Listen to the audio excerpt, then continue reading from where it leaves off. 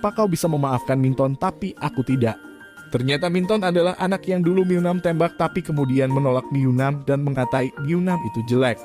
Mintonlah anak yang pertama kali mengetahui Myeonam itu jelek.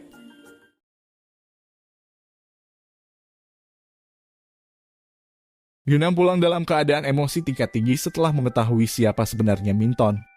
Dia berusaha menghubungi Minton, tapi Minton tidak menjawab teleponnya. Jiro malah tertawa menyadari alasan Myeonam menutupi kepalanya dengan kardus selama bertahun-tahun. Hanya karena dia menyatakan cinta pada seorang anak cowok yang mengatainya jelek. Myeonam kesal kenapa Jiro malah menertawainya. Masalah ini sangat bodoh, tapi baginya masalah ini sangat besar. Setiap hari orang-orang selalu menghinaku. Kata-kata mereka jauh lebih kasar daripada sekedar jelek, ucap Myeonam. Aku lemah tidak sepertimu. Mau ditaruh di mana mukaku? Akhirnya Minton menelepon balik. Myeonam tidak langsung menabraknya. Dia hanya bilang kalau dia mau bertemu besok dan bicara. Minton langsung setuju karena dia mengira kalau Myeonam akan memberinya jawaban atas pernyataan cintanya. Keesokan harinya Minton datang ke rumah Myeonam dengan membawa toples kue. Dia sudah gugup menanti-nanti jawaban Myeonam. Dia memberikan toples kuenya sambil menyatakan cintanya sekali lagi. Tapi Myeonam langsung mengembalikannya dan menyatakan kalau dia sangat membenci Minton. Aku sudah tahu semuanya, kau sudah mengenalku sejak aku SD. Kau cowok yang pernah kutembak.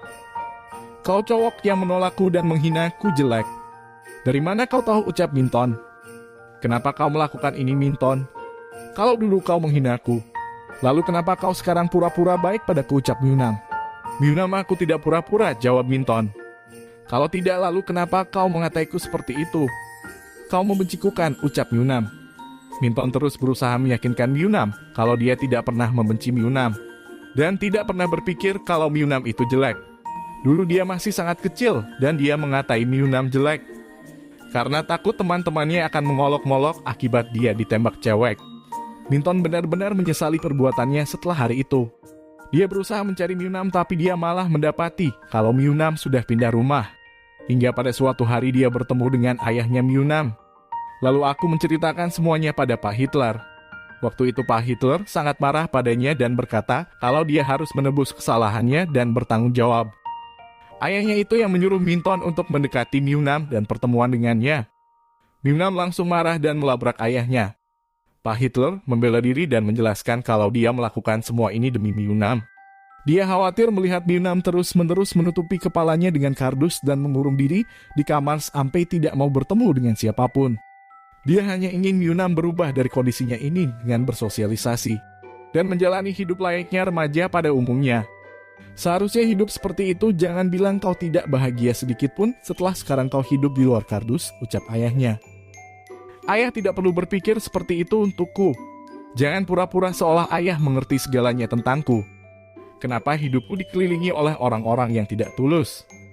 Satu pria mengataiku jelek dan sekarang dia pura-pura baik padaku. Pria yang satu lagi bilang kalau dia mengkhawatirkanku, tapi sebenarnya dia menutupi segalanya dariku. Aku benci kalian semua, ucap Myeonam dengan marah. Jiro yang sedang di tempat biasanya dan mendapati Myeonam sedang merenung dengan muka masam. Myeonam dengan emosi langsung marah-marah dan bertanya, apakah Jiro juga sama seperti Minton dan ayahnya? Apakah Jiro sudah mengenalnya jauh sebelum diam di sekolah? Sejauh yang kutahu aku tidak pernah punya seorang teman yang kepalanya berkardus, ucap Jiro. Lalu kenapa kau bergaul denganku, apa sebenarnya maumu? Ucap Myeonam. Kenapa kau marah-marah padaku? Apa yang ku mau karena kau manis? Jadi aku ingin menjagamu, ucap Jiro. Saat emosinya mulai mereda, Myeonam langsung menceritakan tentang Minton yang bersekongkol dengan ayahnya untuk membuatnya kembali ke sekolah dan bersosialisasi. Jiro berusaha menenangkan Myeonam dan meyakinkan kalau Minton dan ayahnya tidak bermaksud untuk menipu Myeonam. Niat mereka baik, ayahnya Myeonam pasti sangat menderita saat dia memutuskan untuk memaksa Myeonam ke sekolah. Mengingat selama ini ayahnya Myeonam adalah seorang ayah yang sangat menyayangi dan memanjakan Myeonam. Dan Minton dia pasti merasa sangat bersalah. Bahkan tanpa rencana yang dibuat ayahnya Myeonam, Minton pasti akan tetap baik pada Myeonam. Aku sudah bilang kan, jangan lari dari masalah. Kembalilah dan hadapi mereka sampai selesai, ucap Jiro. Myeonam masih tampak ragu. Jiro langsung menggenggam tangan Myeonam dan menuntunnya kembali pulang. Setibanya di depan rumah, mereka mendapati Minton sedang menunggu Miyunam. Kedua pria itu langsung bertengkar lagi. Tapi Miyunam cepat-cepat menghentikan mereka. Minton dan Miyunam sibuk berdebat sendiri. Jiro yang melihat sepeda motor yang melaju lurus ke arah Miyunam. Jiro bergerak cepat melindungi Miyunam. Pengendara motor misterius itu tiba-tiba menyiram air keras ke arah Miyunam. Tetapi karena Jiro melindunginya, air keras itu akhirnya mengenai kaki dan tangan Jiro. Minton berusaha mengejar si pengendara motor itu. Tapi di tengah jalan, sebuah mobil melaju dari arah berlawanan dan menabraknya.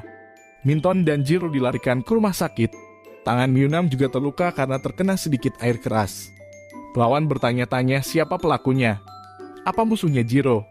Miyunam berkata tidak. Karena sebenarnya target utamanya adalah dia dan bukannya Jiro.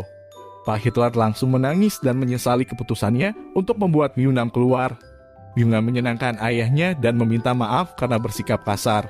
Miyunam sekarang menyadari betapa besar cinta ayahnya padanya. Pelawan memberitahu Miyunam bahwa apa yang ayah mereka lakukan sebenarnya banyak membuahkan hasil positif sekarang. Miyunam akhirnya melepaskan kardusnya, bisa melihat bayangannya sendiri di cermin. Kepercayaan diri Miyunam tumbuh kembali. Bahkan sekarang Miyunam punya teman-teman baru dan jadi siswa paling populer di sekolah itu.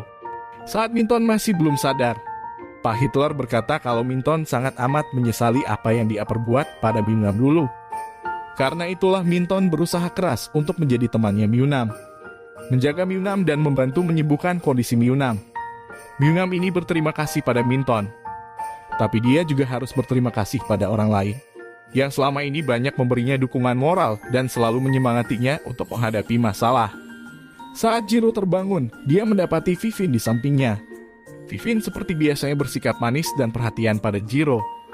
Tapi Jiro menanggapi perhatian Vivin dengan kasar. Karena dia sudah tahu kalau Vivin lah orang yang mendalangi penyerangan air keras yang menarget Miyunam. Dia sudah mengetahui rencana jahat Vivin itu cukup lama.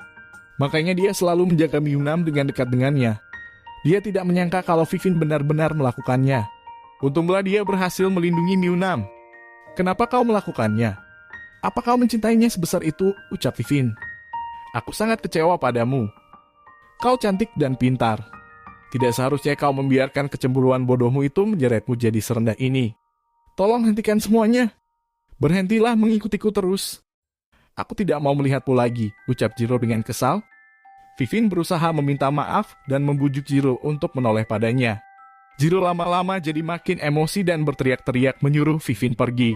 Tapi Vivin bersikeras tidak mau pergi. Aku mencintaimu Jiro, ucap Vivin. Tapi aku tidak, ucap Jiro dengan kesal. Saat Vivin keluar, Vivin bertemu dengan Miyunam. Lalu Miyunam yang baru mau minta maaf pada Jiro. Karena gara-gara dia, Jiro jadi terluka seperti itu. Tapi Jiro lebih mencemaskan keadaan Miyunam dan meminta maaf karena Miyunam jadi seperti ini. Miyunam berkata kepada Jiro, karena selama ini kau selalu mendukungnya dan selalu ada untuknya. Sebenarnya aku tidak tahu perasaanku yang sekarang. Tapi kurasa aku menyukaimu Jiro, ucap Miyunam. Tapi bukannya menjawab pernyataan cinta Miyunam. Jiro malah langsung mengacukannya dan hanya bilang dia mau tidur. Miyunam kecewa dan sedih. Minton akhirnya sadar, walaupun dia yang terluka paling parah.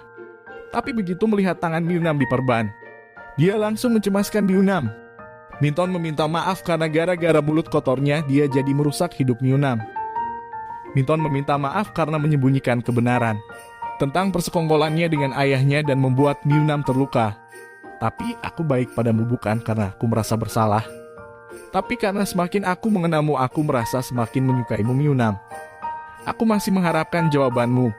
Tidak apa-apa kalau kau tidak mau menjawab sekarang, ucap Minton. Lalu di hari terakhir semester ini, sejak insiden itu Vivin memutuskan untuk keluar sekolah dan pindah ke luar negeri. Saat masih asik-asiknya ngobrol dengan Oson, seorang teman mereka tiba-tiba datang dan memberitahu Miyunam kalau Jiro dan pelawan bertengkar lagi.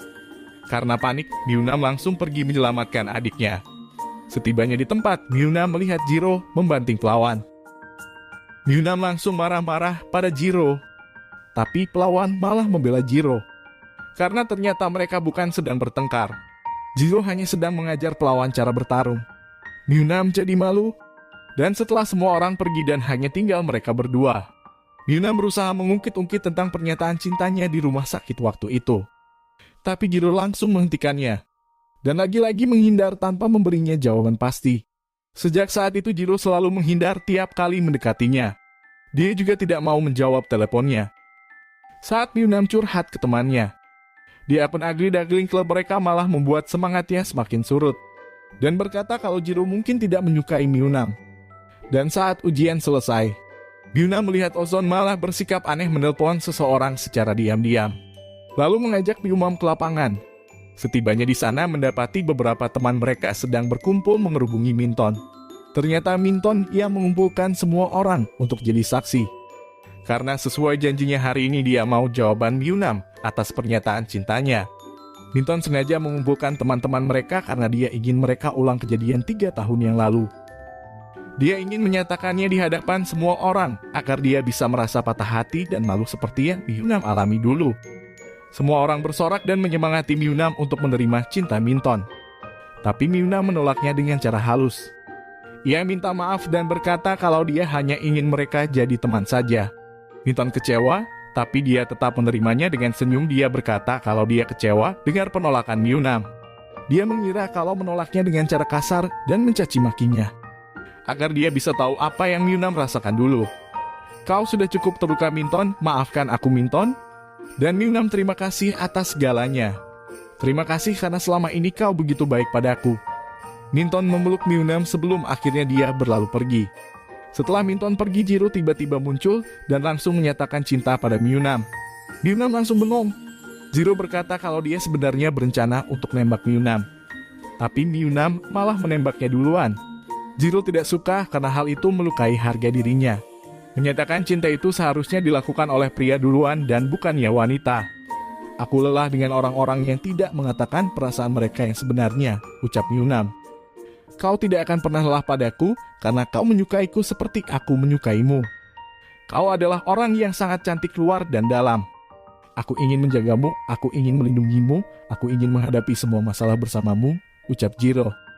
Dulu aku pernah berjanji padamu kalau aku tidak akan pernah berbohong lagi. Jadi kau bisa mempercayai kalau semua yang kukatakan adalah benar, ucap Jiro. Apa kau mau menerima cintaku Myunam? Ia terdiam cukup lama. Myunam akhirnya menerimanya dan akhirnya Myunam dan Zero akhirnya jadian. Dan episode 6 pun selesai.